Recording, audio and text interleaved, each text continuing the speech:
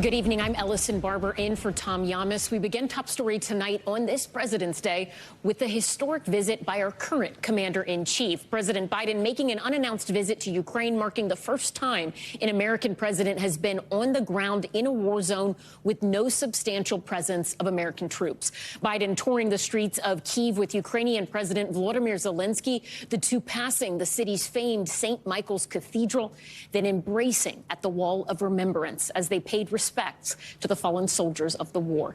The visit largely a symbolic show of support just days before the one-year anniversary of the full-scale invasion. But Biden today also pledging material support, promising another $500 million in aid. The president leaving the same way he came, covertly and on a train. The trip, which had been planned in secret for months, over in just hours. Chief White House correspondent Kristen Welker leads us off. Tonight, President Biden arriving in Poland after his historic and highly secretive trip inside a war zone. In Kyiv, side by side with Ukraine's President Zelensky. Thank you very much for coming, Mr. President. That a huge moment of supporting of the Ukraine. I thought it was critical that there not be any doubt, none whatsoever, about U.S. support for Ukraine. A show of unity and defiance aimed at Russian President Vladimir Putin, days away from the one-year anniversary of Putin's invasion of Ukraine. The Americans stand with you, and the world stands with you. The momentous day starting with President Zelensky and the First Lady of Ukraine greeting Mr. Biden. Uniformed Ukrainian military officers lining the streets as the two presidents walked through the Ukrainian capital, locked down for security. Air raid sirens in the distance. Then this dramatic moment, laying a wreath at the Wall of Remembrance for fallen Ukrainian soldiers, punctuated by a moment of silence. The ceremony's making a powerful impact on Ukrainians. NBC's Erin McLaughlin is there.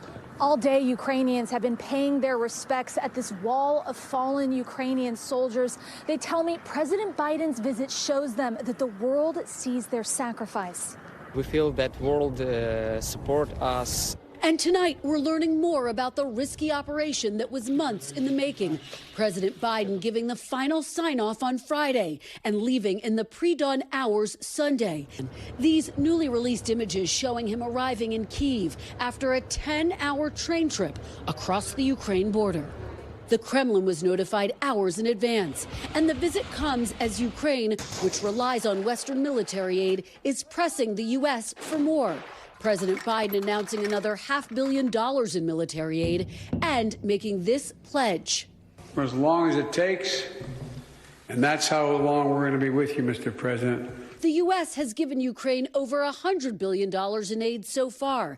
But the challenge for President Biden, our NBC News poll this month showing Americans are split on taxpayer money for Ukraine. 49% say Congress should provide more funding and weapons, and 47% say Congress should not. Republican House Speaker McCarthy says he's against a blank check for Ukraine, all as Russia has begun its major new offensive in the east.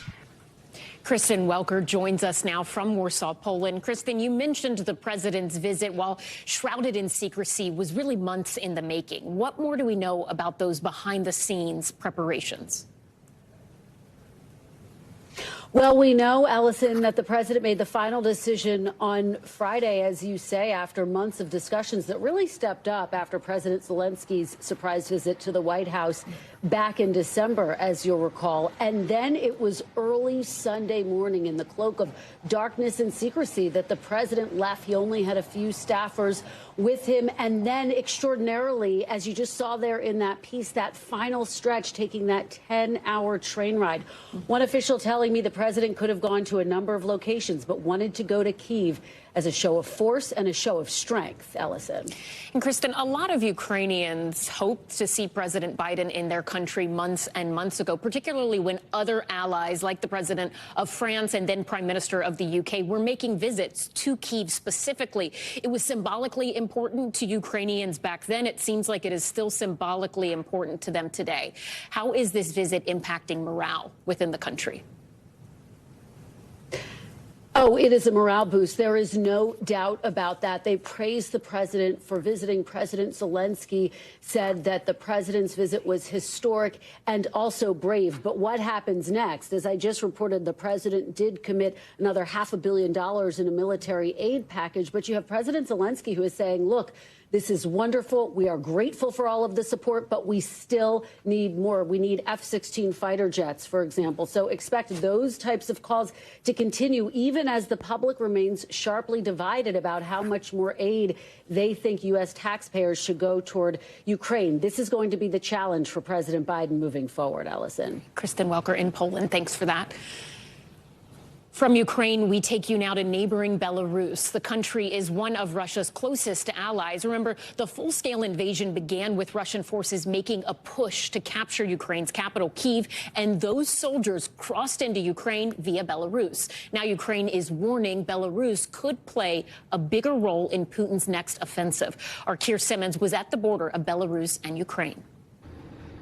This is another side of the Ukrainian border, Russia's side.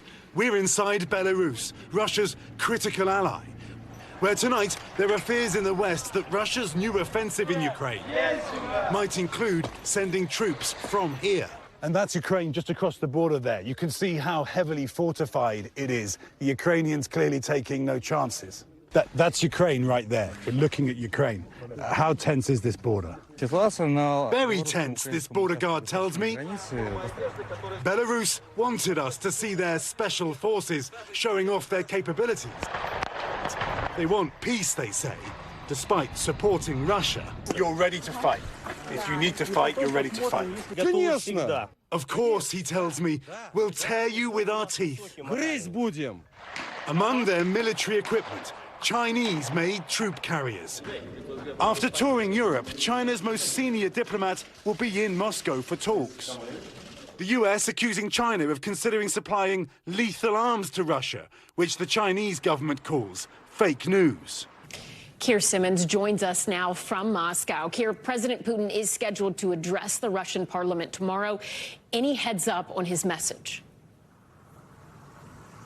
Yeah, it's kind of his version of the State of the Union, Ellison. Look, obviously I haven't read his speech. According to the Kremlin, he's been still writing it today, but we can have a pretty good guess at what he's likely to say, can't we? There will be plenty of rhetoric accusing America of supporting Ukraine, of effectively fighting Russia and saying that this is an existential threat to Russia. Certainly he thinks, I think, that this is a threat to his leadership. Now, look, I know I'm standing here in Moscow. There'll be folks across America watching this and thinking this isn't really going to change my world.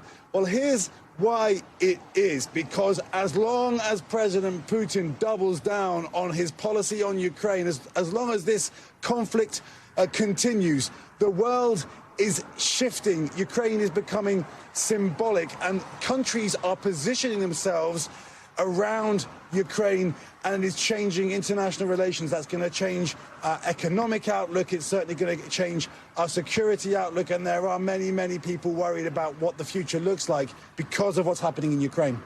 And Keir, have any Russian officials addressed President Biden's visit to Ukraine? Is this visit something that is even on the news in Russia?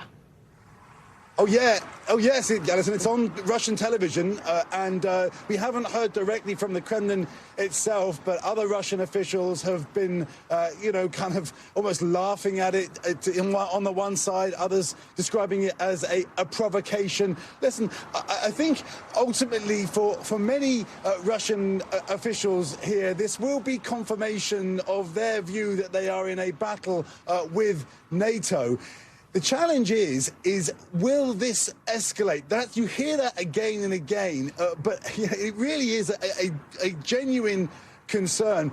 Here's the debate. Will the year ahead, we're looking back at the year gone, will the year ahead see things change on the battlefield dramatically? Will they ultimately stay the same? If Ukraine starts to really win, how will Russia react? There are the concerns of a kind of nuclear reaction, if you like. What is trying to be judged is what will President Putin do if he is cornered? I don't think we ultimately know that. The Chinese senior diplomat is here in Moscow this week talking about negotiations. Trouble is, of course, very few people trust China in the West and certainly in Washington. All right, Keir Simmons reporting from Belarus and Russia. Thanks for that. For more on the state of the war in Ukraine and how the U.S. has responded over the past year, we're joined now by retired colonel in the United States Army and NBC military analyst, Colonel Jack Jacobs. First, Colonel Jacobs, I want to get your reaction to Biden's trip to Kyiv. The U.S. has given Ukraine billions of dollars since February of 2022, a lot of it military support from weapons and ammo to training. But U.S. troops are not involved in the fighting. There are no boots on the ground, right? So how significant is it to have the president of the United States physically go to an active war zone and stand next to the president of the country at war? Well, it's very important for the entire Ukrainian defense. You know, the Ukrainians would like to have seen the president there much earlier, but this is a very large operation to get the president there. Don't forget that he had to fly to Poland and then a 10-hour train trip there and a 10-hour train trip back before he would be he'd be out of harm's way. It's extremely important symbolically, especially because it comes just on the cusp of the one-year anniversary of the Russian invasion. And so it's not surprising that the Russians are vituperative, and the Chinese as well, by the way, and everybody who's allied with Russia is extremely outspoken about the trip, trying to downplay it and say that it was not significant, but it is extremely significant, both from the standpoint of the United States and its allies on the one hand, and Ukraine on the other, Allison. You look at this new aid package, military assistance. President Biden says the U.S. will be giving Ukraine an additional $500 million in military assistance. That includes artillery, ammunition, anti-armor systems, and air surveillance radar. It does not include fighter jets, those F-16 fighter jets. That's something that President Zelensky has specifically said he needs. What do you make of that latest announcement in terms of military support and aid? Well, that kind of support is extremely important. The thing that the Ukrainians need the most at the moment is ammunition and artillery pieces and HIMARS missile systems. Fighter jets are extremely difficult for a number of reasons. The first is the United States and the West don't want to see Western fighters on the ground because ultimately air battles and ground-to-air missiles will be launched, and some of those aircraft will be lost. And so the optics of that are not particularly attractive. Second, it's arguable whether or not those aircraft will really make the kind of difference that needs to be made on the ground in Ukraine. What is really needed, as I said, is more ammunition, more artillery pieces, more ways to intercept both tanks and missiles coming from Russia. That's what's really required, much more important than aircraft. Allison. Okay, Colonel Jacobs, thank you so much for that. Back here at home, the arrest in the killing of a beloved bishop in Los Angeles. His death shocking the community. Police saying the suspect is the husband of the bishop's housekeeper. Nyala Charles has the latest on the ongoing investigation. Tonight, a suspect arrested in the shooting death of a high-ranking and beloved Los Angeles Catholic bishop. This man, this bishop, made a huge difference in our community. He was loved. And it's very sad that we're gathered here today to talk about his murder in this way. Investigators say the suspect is 65-year-old Carlos Medina, the husband of the bishop's housekeeper, and that he had done work around the bishop's residence. Detectives were told by the tipster that they were concerned because Medina was acting strange, irrational, and made comments about the bishop owing him money. 69-year-old Bishop David O'Connell was found bleeding and not breathing at his home in Los Angeles this weekend. from an apparent gunshot wound on his upper body, according to deputies. Investigators saying it was a targeted attack. It was very shocking to me. I'm getting chills right now just thinking about it. Having spent most of his priesthood ministering to South LA communities afflicted with poverty and gang violence, O'Connell became known as LA's peacemaker and was admirably called Bishop Dave. He was very interested in trying to be a mediator between the police and the community. He was somebody that, police officers and gang members and humble community people all gravitated to. His compassion extended to immigrants. He supported the immigration or asylum claims of more than 75 unaccompanied minors through a SoCal immigration task force. He called it a labor of love. Attorney Linda Dacken-Grimm worked with Bishop O'Connell's task force. Welcoming the stranger had always been a passion of his. He has been an amazing supporter of all the kids and families that I've represented, quietly behind the scenes without seeking attention. The Archdiocese of Los Angeles saying in a statement that it is deeply disturbed and saddened by this news. The respected faith leader, originally from Ireland, had served the Los Angeles area for more than 45 years and was named an auxiliary bishop by Pope Francis in 2015. I knew I'd lost a great friend. I knew that LA had lost, a great bishop. Bishop Barron was ordained with O'Connell. I woke up to the news that he had been shot. So that just double the shock and the surprise. That's part of the trauma of this thing for all of us, is we just find it so hard to understand. And Ayala Charles joins us now from Los Angeles. Ayala, do we know what led up to this? Have police said anything about a possible motive here? Ellison, deputies say they're still investigating if a dispute caused this, and they say they also executed a search warrant at Medina's home where they found 2 firearms and other evidence possibly linking him to the bishop's murder. They say his wife is cooperating. They say although he's not charged, he is in custody as they continue to go over forensics. Now, back to Bishop Dave, who people are remembering fondly despite the horrible way in which he died. They say he is still known to be someone who helped the helpless and had hope for the hopeless, remembering him fondly and remembering his legacy. Ellison? All right, Ayala Charles, thank you so much for that. Now to a major development in the Rust Set shooting criminal case against actor Alec Baldwin. New Mexico prosecutors have dropped a 5-year firearm sentencing enhancement charge against Baldwin after his lawyers argued it was unconstitutional. Baldwin still faces charges of involuntary manslaughter for the fatal movie set shooting of cinematographer Helena Hutchinson. For more on this, we want to bring in criminal trial attorney Sarah Azari, who joins us now from Los Angeles. Sarah, Baldwin's attorney argued against this firearm enhancement because it wasn't actually on the books at the time of the shooting. Walk us through what's going on here. How much damage has been done to the case? How strong is the manslaughter case? Well, look, Ellison, good to be with you. First of all, when I saw the charging document in Alec Baldwin's case, I was shocked. I mean, it had red flags all over it because it was so incredibly overcharged. I didn't believe that the involuntary manslaughter charge was warranted to begin with, let alone a gun enhancement, because a gun enhancement, also known as a weapons enhancement, is typically what we see where there's an underlying crime that then the enhancement tacks onto where there's a gun used in the commission of that crime, and therefore it enhances the sentence or the penalties associated with the underlying crime. Here, the underlying crime is the mishandling and use of a gun. So we've got a gun enhancement enhancing essentially a crime involving a gun.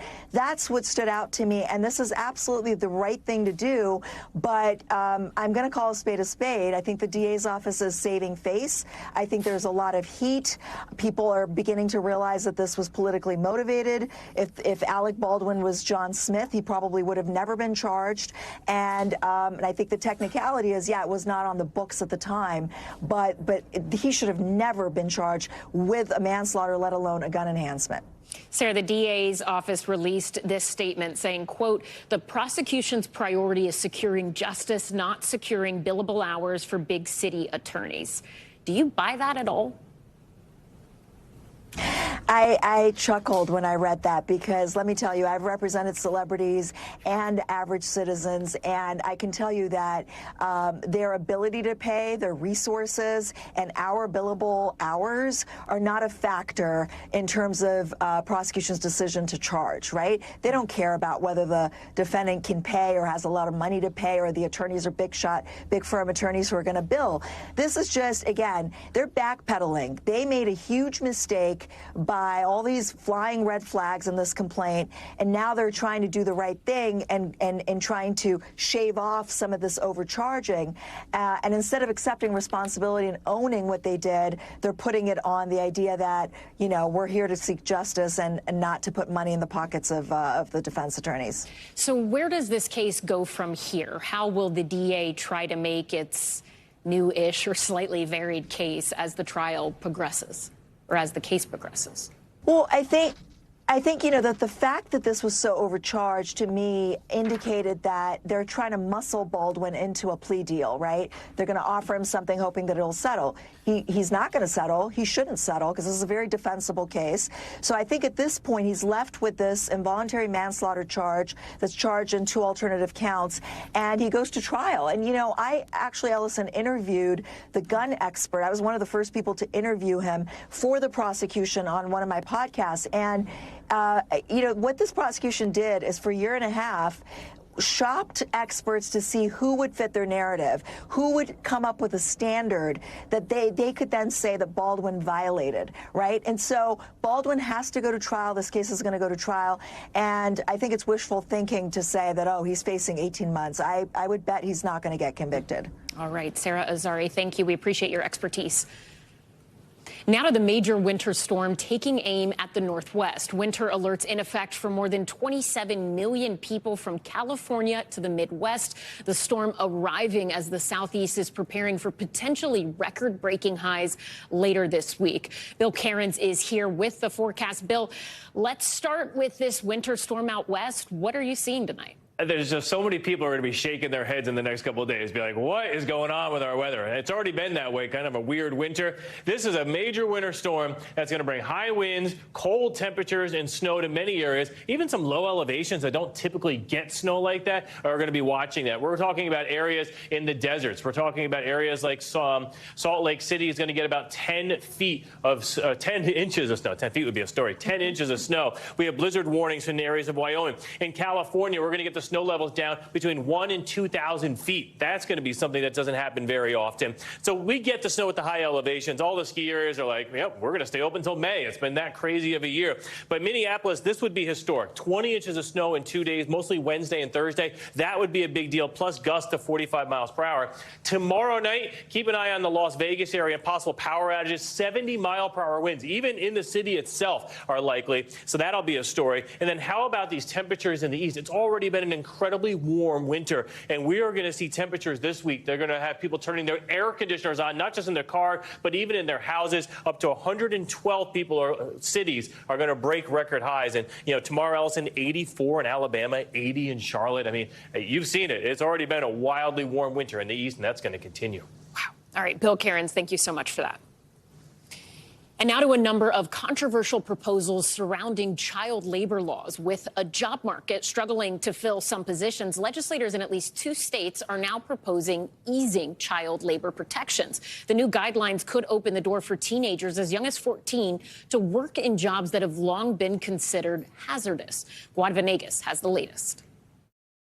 Minors as young as 14 working inside industrial freezers and meat coolers. Just one of the latest proposals by a state legislature flirting with the idea of relaxing child workplace protections. We're certainly in a tight labor market right now, but trying to relax our child labor laws at a point we're seeing more and more violations seems to me a very wrong-headed policy. Last month, 2 states, Iowa and Minnesota, introduced bills to loosen age regulations as well as workplace safety protections in some of the most dangerous workplaces. And the legislators in Minnesota and Iowa are justifying it because we need more workers. And I think the underlying reason is cost control. If passed, Minnesota's bill would allow 16 and 17-year-olds to work construction jobs, while Iowa's proposed change would allow 14 and 15-year-olds to work certain jobs in meatpacking plants as long as they are separate from where the meat is prepared and they wear the proper gear. There is a federal law, so kids can't work in mining, they can't work in meatpacking because they cause serious injuries. And what Iowa wants to do is just thumb their noses at the federal law and say, no, we're going to, in our state, we are going to endanger children. That's how we're going to answer the labor crisis. In Iowa, the proposal would also protect the business from civil liability if a student worker is sickened, injured, or killed on the job. The data is really clear that young workers have incredibly high rates of injuries on the job. And allowing young workers to do these is just about exploiting whoever they can to make a profit. Senator Jason Schultz, the author of Iowa's bill, did not return NBC News' request for comment. State Senator Rich Straheim, chief author of the Minnesota legislation, told NBC News, quote, eliminating work opportunities for youth just because of their age will make it even harder for businesses to find reliable employees. The proposed changes come as the Department of Labor cracks down on companies illegally employing minors. Just last week, a federal investigation uncovered that 102 teenagers, some as young as 13, were working overnight shifts cleaning slaughterhouses across the Midwest. As a result, the sanitation company forced to pay $1.5 million in fines. And Gwad joins us now from Miami. Gwad, states can pass their own legislation. Of course, we all know that. But the U.S. also has federal laws, and there are federal laws with set guidelines aimed at protecting minors. And they've been in effect since the 1930s. So how will those federal laws impact these proposed changes? Ellison, so we have the Fair Labor Standards Act, which protects minors. They put in provisions in place, first to make sure that they have educational opportunities and also to protect them from a hazardous environment. In fact, in those laws, we know that specifically certain jobs in meat packing and also in poultry plants are prohibited for a lot of these minors. They can't operate certain machines like the ones that are used in these plants. And then when you look at construction, a lot of those jobs are specifically prohibited for minors. Jobs like demo, jobs on the roof, and also operating certain machines. Of course, it will be up to the legal experts to look into these proposed changes and see if they do, in fact, violate any federal laws and then figure out what the next step would be if those proposed changes go in effect. Allison. Okay, Gwad Venegas, thank you for your reporting. Now on to Plains, Georgia, where former President Jimmy Carter is in hospice care. The community now sending an outpouring of love and support to their most famous citizen, who's been a fixture there for decades. Kelly O'Donnell with the tributes from Carter's home and across the globe. President's Day has a special poignancy in Plains, Georgia today, where decades of community pride embraces a favorite son. It's a good opportunity to say, you know, we recognize what you've done for our country. We thank you for that. Bill Clinton noted this holiday to send good wishes to Jimmy Carter, the 39th president, who returned home to this house here in Plains to spend his remaining days in hospice care, close to Rosalind, his wife of 76 years. Do you feel this personally? Oh, definitely. He deserves to know, he should know what he meant to people and what he will always mean to people and represent to this country. Secure in his faith and his place in history. At 98, Jimmy Carter has lived longer than any American president. He reflected on facing his final days after surviving brain cancer in 2015. I've had a wonderful life. I've had thousands of friends, and I've had an exciting and adventurous and gratifying existence. Today, the Carter Center and his local church are posting messages and memories from the public. While today, Habitat for Humanity honored his nearly 4 decades of sweat and spirit by wishing him comfort and well-being. And Kelly O'Donnell joins us now from Plains, Georgia. Kelly, what else have you been hearing from people in that community about the former president?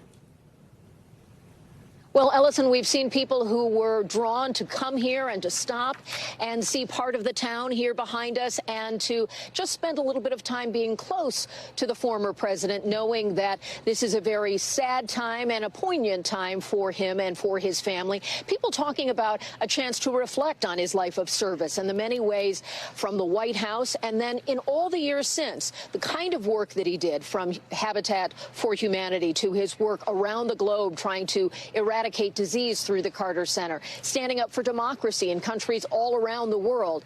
And others talked about just the humility of the man and his faithfulness to his community here, neighbors and friends and his local church. Lots of people wanting to comment about his life with gratitude and concern about his family and about what may come next. But a real sense that Plains, that has long been filled with pride about Jimmy Carter and all of his accomplishments, is also right now really wrapping itself around the Carter family and those who've been attached to him over the years, because this is a trying time, certainly, for those close to him. Ellison? All right, Kelly O'Donnell, thank you so much. Still ahead tonight, the latest on the deadly shooting of a Temple University cop. An 18-year-old man is in custody tonight, accused of killing the campus officer after he allegedly tried to stop him from stealing a car. What the family of that fallen officer is telling Top Story tonight. Plus, the unimaginable in Turkey. Yet another earthquake hitting the already devastated region. Multiple fatalities reported.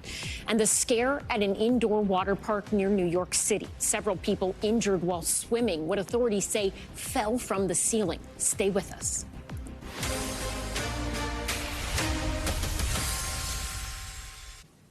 We're back now with an arrest in the killing of a Temple University police officer. An 18-year-old was taken into custody at his home in Pennsylvania and now faces a murder charge. Tonight, the officer's family spoke with our Valerie Castro, remembering the father and husband as a hero, vowing to never let his memory fade. Tonight, a growing memorial honoring the life of a campus police officer murdered on a Philadelphia street. Our hearts are broken.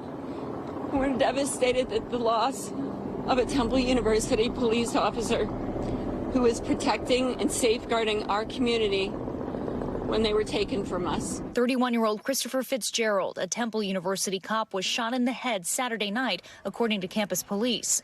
Philadelphia District Attorney Larry Krasner charging 18-year-old Miles Pfeffer with the crime. I can't confirm a suspect has been taken into custody, is under arrest. Pfeffer was taken into custody by U.S. Marshals who found him at his home in Buckingham Township, using the fallen officer's handcuffs to take him in. We were able to get the house surrounded. They were able to get compliance and take the suspect into custody without incident. Philadelphia police say Officer Fitzgerald tried to intervene in a carjacking near campus when he encountered Pfeffer. The district attorney in a statement saying Pfeffer allegedly shot Fitzgerald, then attempted to rob him of his gun and went through his pockets, quote, while the officer was laying on the ground and fatally wounded. I just feel really awful that something had to happen to him, because he was just like protecting us. Pfeffer is also accused of committing a carjacking a short time later. Audio of that incident apparently captured by this Ring camera.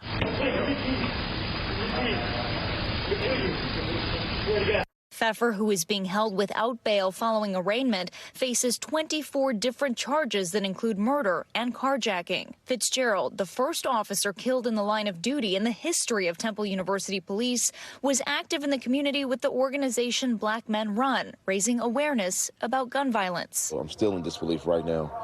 It hurt not just me, but it hurt our team. It hurt our brotherhood, our fellowship. It hurt a lot of things in our environment that we stand for. He also leaves behind 4 children and his wife, Marissa. We're very devastated and we're heartbroken. My babies are not well. Our parents are extremely devastated. There's no words that can describe what we're feeling at all.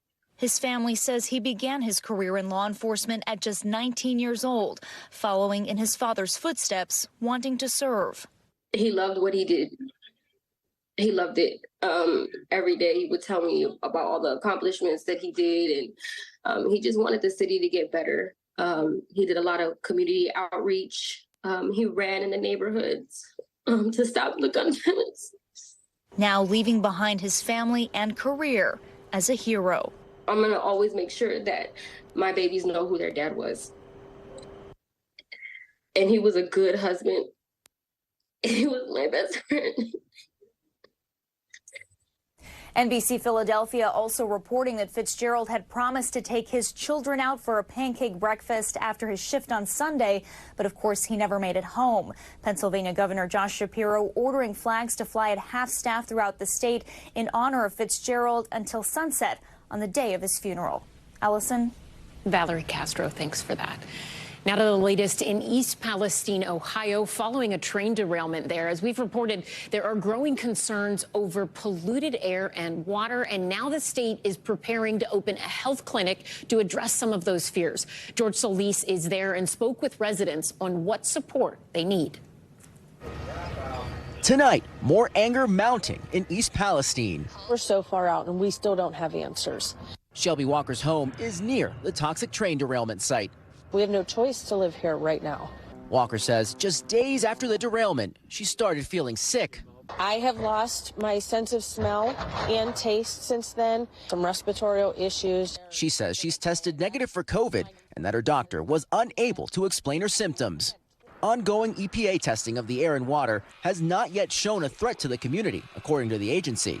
Still, some residents say they aren't convinced. I'm very frustrated. We don't think they're taking care of all the pollution that they should be. U.S. Transportation Secretary Pete Buttigieg urging Norfolk Southern and other rail companies to drop previous resistance to certain regulations the agency says would improve safety on America's rails.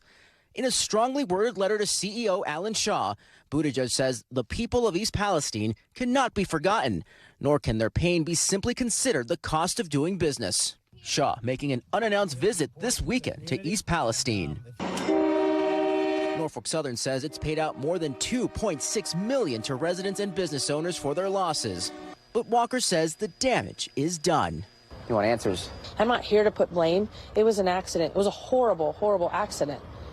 But I do blame for them not saying, hey, this is what we need to do.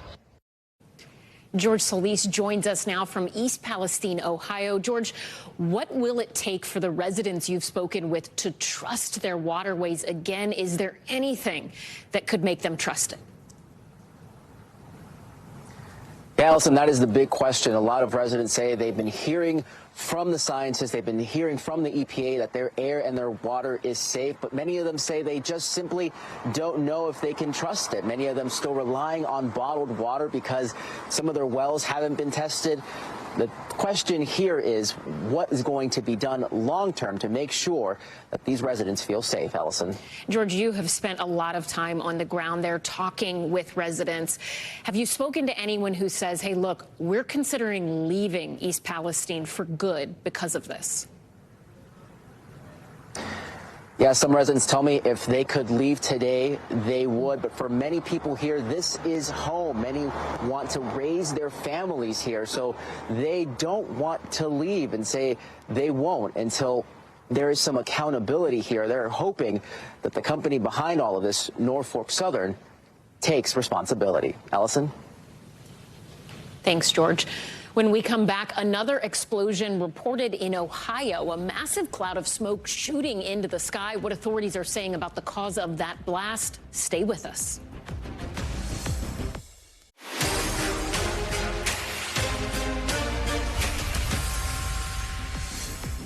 Back now with Top Stories news feed, and we begin with the deadly shooting during Mardi Gras celebrations in New Orleans. Police say the shooting took place along a parade route in the French Quarter. One person killed and 4 others injured, including a child. At least one person was arrested. No word yet on what led up to that shooting. In Ohio, an investigation tonight into an explosion at a manufacturing plant outside of Cleveland.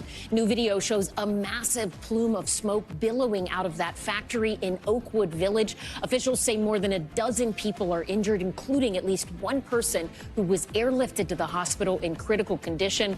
No word yet on the cause, but all employees are accounted for. And an indoor water park in New Jersey is temporarily closed after part of a ride fell onto guests. Video shows frantic guests as lifeguards attempt to help park goers stuck under a decorative helicopter hanging from the ceiling. This happened at the American Dream Mall about 13 miles outside of New York City. At least 4 people were hurt, but they are expected to be okay. An investigation is now underway. We turn now to the emotional return to campus for students at Michigan State University. Classes resuming 1 week after a gunman opened fire on students there, killing at least 3 and injuring 5 others. Jesse Kirsch is in Michigan tonight with the latest. 1 week after a campus massacre claimed 3 lives and critically injured 5 more students, tonight Michigan State University is back to class. I think I had my share of time to grieve, kind of prepare myself mentally. Last Monday, freshman Connor Dunn ran as the shooting spree unfolded, hiding in a nearby ice cream shop. Today, we checked in with the 18-year-old before his first class back. I'm not really sure what to expect. And checked back in after. It felt good. Kind of almost like reassuring. Both buildings turned crime scenes, now shuttered memorials. Handwritten notes cover campus, and demonstrations continue. Why was this the right moment to come back? You know, it's important to all of us. Coming back today allowed people to come into spaces and places that were familiar, come back to people that they knew and trusted, and begin to find their next best step forward. In her first national one-on-one interview since the mass shooting, MSU's interim president says today is a day of moving forward. There's no right way for any one person to grieve. There is no one right way for people to come back into this setting. In light of what's happened here, can a campus stay this open? We're going to have to work on it. We're going to have to sort out ways in which we can manage our freedoms at the same time as some of these societal things press in on us. Jesse Kirsch joins us now from East Lansing, Michigan. Jesse, do we have an update tonight on those students who were injured in the shooting? Yeah, Ellison, we have an update from the hospital. Officials say tonight only 2 of the 5 injured students remain in critical condition. The final funeral will be tomorrow. Ellison. Thanks, Jesse. Turning now to power and politics, the latest headlines from Washington and beyond as President Biden continues his trip overseas. Back at home, talk of his re-election campaign heating up. This as candidates on the Republican side begin the battle over their base. We're joined now by senior national politics reporter Jonathan Allen. John, I want to ask you first about an article in the New York Times. It's titled "Biden Drawing Up a 2024 Playbook That Looks a Lot Like 2020's." And one of the lines from the article says this, quote, "Whether he ultimately faces Donald J. Trump again or another Republican trying to be like Mr. Trump, the president plans a campaign message that still boils down to 3 words: competent beats crazy." John, a lot has changed since President Biden ran for president back in 2020. Could a 2020 playbook work this time around, especially given how low his poll numbers are? It's certainly difficult to win a new war with the old playbook, Ellison. But the Biden administration officials, Biden White House officials, people who have been involved in his campaigns before, have been building this message for a long time. We heard him talk about the ultra MAGA Republicans all through the first 2 years of his presidency. And we're hearing a lot of the same rhetoric. And they think that it is something that they could transfer from Donald Trump to Ron DeSantis or anybody else who might be the Republican nominee. Like that New York Times article, NBC has done a lot of reporting on this issue and what the coming Biden campaign may look like. It probably will be at least until April before he announces, but certainly a lot of thought has been given to that by the people closest to Biden.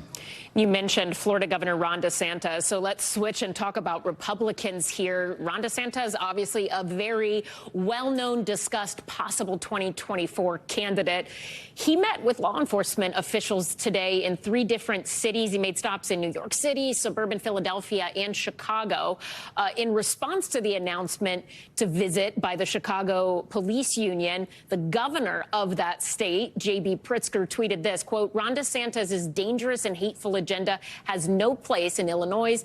Banning books, playing politics with people's lives, and censoring history are antithetical to who we are. Every candidate hoping to hold public office in the land of Lincoln should condemn this event."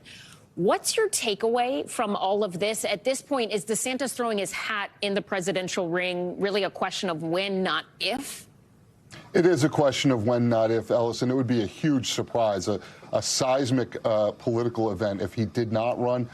His timetable for actually getting into the race is probably after Florida's legislative session ends in June, maybe July or August.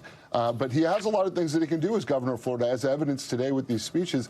A lot of things that he can do that effectively act for him as a presidential campaign, or at least a shadow presidential campaign. He can go out and talk to groups. He can talk to donors. He's got a donor retreat scheduled for this weekend in Palm Beach starting Friday. And so he can build that support network even without being an announced candidate. So you look at some of the criticism being thrown Ron DeSantis' way. The governor of Illinois, obviously, that's a Democratic governor, but then you look at Republicans. Former President Trump, he's been very active on his social media network, Truth Social, posting about the Florida governor, calling him Ron's DeSanctimonious, and also lashing out at the New York Post for writing what the former president felt like was a puff piece. Those are his words about DeSantis. We saw another high-profile Republican, Nikki Haley, announce her candidacy last week. When you look at Trump's reaction to her candidacy compared to this, his reaction to hers feels almost muted by comparison. DeSantis has not even announced at this point. Does the former president see a DeSantis candidacy as his biggest threat in 2024? What should we read into those attacks coming from former President Donald Trump? He has to look no further than all the national polls that show it is a two-man race right now. And I think the reason that you heard that sort of muted response to Nikki Haley, basically saying to her, you know, she has to do what's in her heart, and you know, kind of welcoming her to the race, even as he criticized her a little bit.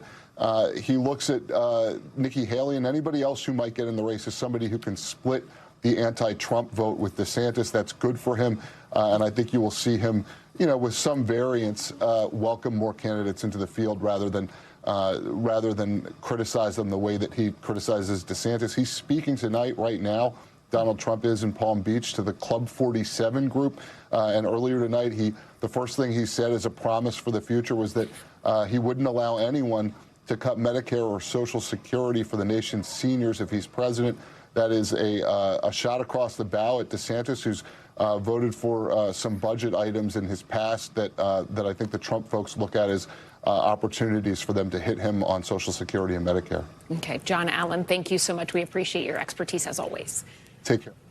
Coming up next, state of emergency, flooding and landslides devastating parts of Brazil and leaving dozens dead. The race tonight to find survivors. Now to top stories, global watch, and we begin with another massive earthquake striking near Turkey's border with Syria. New video shows people fleeing clouds of debris as the 6.3 magnitude quake struck. People also ducking for cover inside an airport in Hatay. The only remaining hospital in that city now evacuated. So far, at least 3 people have been killed and dozens injured. This on top of the more than 45,000 people killed as a result of those massive quakes in the area 2 weeks ago.